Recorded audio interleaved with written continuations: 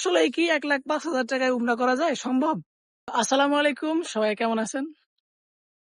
আজকে একটা চরম সত্যি কথা বলবো। দুপুরে কিন্তু একটা পোস্ট দিয়েছিলাম যে মাত্র 1,05,000 টাকায় সৌদি আরবে উমরা হজ করতে যাওয়া যায়।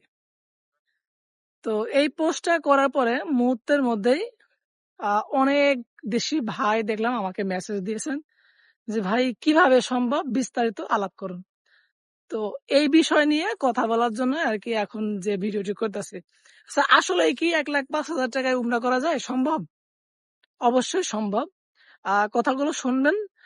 তারপরে যদি কিছু বলার থাকে অবশ্যই কমেন্ট করবেন। ঠিক আছে? তো যারা ইতিমধ্যে ফিঙ্গার দিয়েছে উমরা হজ করার জন্য তাদের কিন্তু 1,05,000 টাকা খরচ হয়েছে এবং মনে করেন যে ৭ দিন মক্কায় থাকবে, ৭ দিন মদিনায় থাকবে। আর এখানে হ্যাঁ, খরচটা কম হওয়ার মূল কারণ হচ্ছে এটা আপনার ট্রানজিট ট্রানজিট ফ্লাইট। তো ট্রানজিট ফ্লাইট হওয়ার কারণে কিন্তু আপনার খরচটা কম। তো আপনারা কিন্তু সবাই জানেন যে যদি ডাইরেক্ট ফ্লাইট হয় তাহলে কিন্তু প্রাইসটা কিন্তু হাই হবে। আর যদি এই ফ্লাইট যদি ট্রানজিট হয় তাহলে কিন্তু প্রাইসটা সবসময় কম হয়। তো যার কারণে আ উমরা হজের ফ্লাইটটা বা খরচ 1,05,000 টাকা। তবে হ্যাঁ, ঈদের পরে যদি কেউ যেতে চান সেক্ষেত্রে কিন্তু আ আসলে আ আ হজের যে বিষয়টা এটা আপনার যে ফিঙ্গারপ্রিন্ট বলেন, ভিসা প্রসেসিং খরচটা কিন্তু সেমই থাকে। শুধু আ ডিফারেন্টটা হয় ফ্লাইট টিকেটের দামটা। যেহেতু ফ্লাইট গুলা ইন্টারন্যাশনাল এগুলা কিন্তু দাম উঠানামা করে। তো উঠানামা করার কারণে কিন্তু কিছু টাকা কমতেও পারে বা বাড়তেও পারে।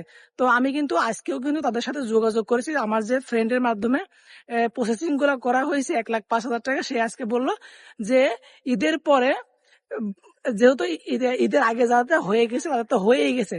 আর ঈদের পরে যারা নতুন করে ভিসা প্রসেসিং করবে সেই নির্দিষ্ট খরচটা কিন্তু এখনো জানানো হয়নি যে ভিসা বাবদ কত টাকা লাগবে এবং টিকিটটা কত লাগতে পারে। তবে হ্যাঁ, একটা randomly আইডিয়া দিতে পারি যে তখন তো আগে যেগুলো হয়েছে এখানে কিন্তু 1,05,000 এর মধ্যে কিন্তু কমপ্লিট হয়ে গেছে। আর যে ঈদের পরে যেগুলো হবে যদি সর্বোচ্চ যদি যায় 1,20,000 এর ভিতরে কিন্তু আপনি কমপ্লিট উমরা হজের প্যাকেজ পেয়ে যাবেন।